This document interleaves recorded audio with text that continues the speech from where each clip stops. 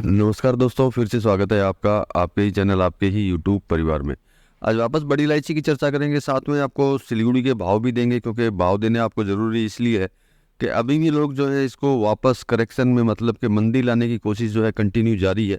और जारी रखने का कारण एक ही टॉपिक अभी प्रेजेंट टाइम में उनके पास है, क्योंकि नेपाल का टॉपिक तो उन लोगों के पास से ख़त्म हो चुका है। अभी टॉपिक सिर्फ एक ही चल रहा है, वो टॉपिक है अरुणाचल और नागालैंड। इसके अलावा उनके पास में किसी तरह का कोई टॉपिक बचा नहीं है। इसी टॉपिक को लेकर के जो है वापस जो है कंटिन्यू ये फैलाया जा रहा है कि भैया फसल बहुत तगड़ी है। और अब ये भी बोला जा रहा है कि भैया फसल तगड़ी है लेकिन बहुत सस्ता माल है। तो देखिए, इनके ऊपर जो है वो लोग किसी भी तरीके से जो है आप तक जो है पैनिक पहुंचा सकते हैं कि भैया बहुत सस्ता माल है, इधर महंगा है इसलिए मंदी आ जाएगी। तो देखिए, इसके ऊपर थोड़ा सा अगर आप गौर करेंगे तो आपको पता चल जाएगा कि अगर वहाँ सस्ता भी माल होगा तब भी जो है बाज़ारों पे किसी तरह का कोई असर जो है नहीं आने वाला। क्योंकि मान लेते हैं नागालैंड से सस्ता आया या अरुणाचल से सस्ता आया, तो उससे आएगा कितना, सबसे बड़ी बात यह है कि माल आएगा कितना। चलिए, इन सब चीज़ों के ऊपर चर्चा करेंगे दोस्तों, लेकिन चैनल पर नए हैं तो वीडियो को लाइक और चैनल को सब्सक्राइब जरूर कर लीजिएगा। लगता हो वीडियो शेयर के लायक है तो शेयर करना बिल्कुल भी मत भूलिएगा। तो देखिए, सबसे पहले तो बात करते हैं कि बायदी में मान लेते हैं नागालैंड में कुछ माल अगर सस्ता मिल रहा हो या फिर अरुणाचल में कुछ माल सस्ता मिल रहा हो, तो इसके ऊपर जो है आप सिर्फ एक ही चीज़ गौर कर सकते हैं। वो गौर ये है कि भैया माल आएगा कितना, क्या उस माल से कोई असर पड़ने वाला है बाजार पे या नहीं पड़ने वाला। तो देखिए, किसी तरह का कोई असर नहीं होगा, क्योंकि मैंने आपको पहले भी बताया था कि कितना माल जो है आएगा। पिछली वीडियो आप मेरी देख लीजिएगा, आपको पता चल जाएगा कि उस माल से आने से कोई असर पड़ेगा या फिर नहीं पड़ेगा। दूसरा ये कि अगर ये बोलते हैं कि भैया वहाँ से माल जो है सस्ता आ रहा है, तो देखिए वहाँ से जो माल निकलता है वो बिल्कुल किसानी माल होता है, ये आप भी जानते हैं। जो सबसे बड़ी बात ये है, मॉइस्चर भी रहेगा उसके अंदर, गटत भी आएगी, टैक्स है, सब कुछ मतलब एवरीथिंग है। तो मतलब कि पहुँच करके मोटा मोटी वो जो है हमेशा हाई रेट के अंदर ही रहेगा, नीचे की रेट में नहीं रहेगा। और नेपाल की अगर बात करते हैं तो आपको अच्छी तरह पता है कि नेपाल के अंदर क्या प्राइस चल रहा है और कितने हाई रेट के अंदर नेपाल चल रहा है। बोलने में बोल सकते हैं कि भैया अरुणाचल में सस्ता, नागालैंड में सस्ता, नेपाल में महंगा। तो भैया माल नहीं होगा तो महंगा ही होगा। और जहाँ से आप सस्ता लेने की बात कर रहे हैं उसकी क्वालिटी भी आप जांच कर लीजिएगा, क्वालिटी के बारे में भी पता चल जाएगा कि नेपाल की क्वालिटी कैसी होती है, अरुणाचल की कैसी होती है और नागालैंड की कैसी होती है। इन सब चीज़ों को अगर आप कंपेयर करेंगे तो आपका जो दिमाग की बत्ती जो है आपकी आराम अपने आप ही जल जाएगी। और आप खुद विचार कर पाएंगे इसके अंदर कि भैया जो नेपाल से आने वाले माल जो है वो महंगा क्यों, और इधर मान लेते हैं थोड़ा सस्ता है तो वो सस्ता क्यों, और उसको उसका कारण क्या हो सकता है, ये आप खुद अच्छी तरह समझ सकते हैं। कारण है कि वो लोग जो है अपने यहाँ बैठ करके नॉर्मली बोल सकते हैं कि भैया जाइए नागालैंड से जाकर के माल लेके आ जाइए, या फिर अरुणाचल जाइए, अरुणाचल से माल लेकर के आ जाइए।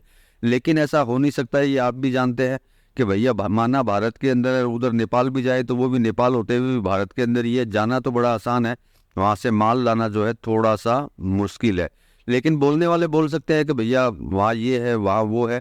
तो देखिए, मेरे हिसाब से ऐसा कुछ भी नहीं है, क्योंकि अगर नागालैंड का और अरुणाचल का अगर सारा माल भी आ जाता है तो बाज़ारों पे किसी तरह का कोई असर नहीं आ पाएगा। लेकिन असर लाने की कोशिश जो है ज़बरदस्त हमेशा की जाएगी। जैसे आज भी वापस कोशिश की जा रही है, और मुझे ये समझ में नहीं आता कि उनको तेज़ी से इतनी नफरत क्यों है। और तेज़ हो रहा है तो उसमें सभी का भला है, किसानों का भी भला है और व्यापारियों का भी भला है। वो क्यों चाहते हैं कि भैया रेट गिर जाए गिर जाए गिर जाए। लेकिन मैं यही बोलना चाहूँगा, वो कितना भी कर ले, मेरे हिसाब से तो रेट नहीं गिरेगी। जो सिचुएशन है, चाहे वो फसल की सिचुएशन हो या फिर चाहे नागालैंड की फसल की हो, अरुणाचल की हो, सिक्किम की हो या फिर नेपाल की हो, कहीं पे भी ऐसा लगता नहीं है कि कोई ज़बरदस्त भूचाल आ जाएगा या ज़बरदस्त लाखों लाखों लाखों बोरियां कोई आ जाएंगी।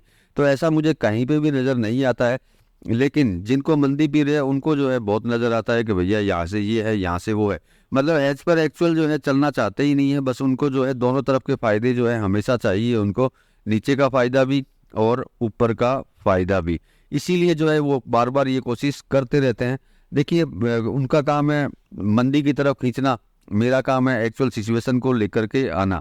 तो चलिए अब भाव की बात कर लेते हैं कि सिलीगुड़ी में जो है भाव क्या चले हैं। तो सिलीगुड़ी नेपाल टॉप जे की बात करते हैं तो 1520 प्लस जीएसटी चला है। और श्योर फॉर श्योर मतलब एक्स्ट्रा बोल्ट की अगर बात करते हैं तो एक्स्ट्रा बोल्ट 1665 प्लस जीएसटी चला है।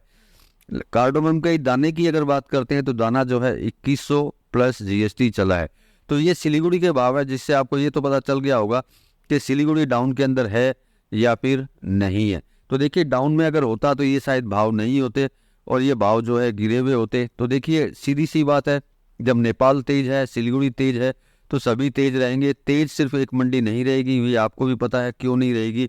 और अभी भी टाइम बाकी है, आज सिर्फ 27 तारीख हुई है, अभी भी वो तेज किसी कंडीशन में नहीं करेगा, चाहे कोई परमात्मा भी आके नीचे उतर जाए। क्योंकि देखिए तेज करने से उस मंडी के पॉकेट से पैसा निकलेगा और वो पॉकेट से पैसा कभी देगी नहीं किसी को भी।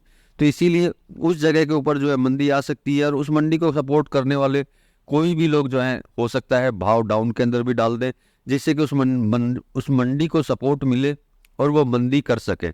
ऐसा भी हो सकता है, कोई बड़ी बात नहीं है इसके अंदर। क्योंकि देखिए इस तरह की मंडी होगी तो उनके साथी हो गए, शागिर्द हो गए, वो कोई ना कोई जो है उनको सपोर्ट जरूर करेगा मंदी को लेकर के। तो मतलब कि भाव गिराने की कोशिश जो है की जा सकती है अच्छी खासी। और ये जो कटान आप लोग बोलते हैं, कटान के टाइम तक जो है ये चलता रहेगा। बाकी मुझे किसी भी कंडीशन से कहीं से भी ऐसा कुछ लगता नहीं है कि अरुणाचल के माल आने से, नागालैंड के माल आने से चाहे सस्ता ही माल आ जाए, तो सस्ते का मतलब ऐसा तो है नहीं कि 100-200 रुपये में आ जाएगा। ये आप भी जानते हैं और वो लोग भी जानते हैं, वो भी इतने सस्ते के अंदर माल नहीं छोड़ने वाले इस बार, क्योंकि उनको भी पता है कि आगे का भविष्य क्या है बड़ी इलायची का। तो इस हिसाब से जो है आप कितना भी सस्ता वहाँ से ले लीजिए, जितना सस्ता वो बोल बोल करके आपको पकाएंगे कि भैया इतना सस्ता मिल जाएगा, उतना सस्ता मिल जाएगा। तो देखिए बोलना अलग है और करना अलग है, मतलब कथनी और करनी में जो है हमेशा से फ़र्क रहा है और आगे भी फ़र्क रहेगा।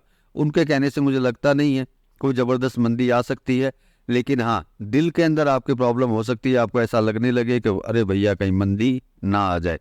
तो देखिए ऐसा कुछ भी नहीं होगा, माल अगर आपके पास होगा, डर के मारे माल अगर नहीं बेचेंगे तो कोई प्रॉब्लम इसके अंदर नहीं होनी है। बाकी देखिए विचार आपका रहता है कि आप बेचना चाहें बेचिए, खरीदना चाहें खरीदिए, क्योंकि वो विचार आपका रहता है। मेरा काम होता है सिर्फ इन्फॉर्मेशन आप तक पहुंचाना, और जो बीच बीच में जो लोग डर फैलाते हैं उस डर को आपके दिल से निकालना।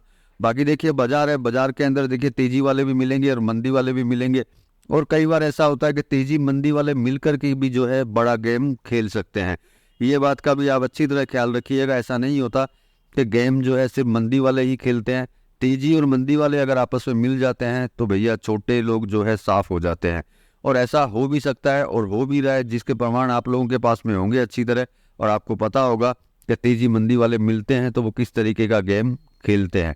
उसमें जो है उनके कोई फर्क नहीं पड़ता, क्योंकि तेजी वाले को तेजी में, मंदी वाले को मंदी में, दोनों को अपने अपने हिसाब से जो है माल कलेक्शन करने का मौका मिल जाता है।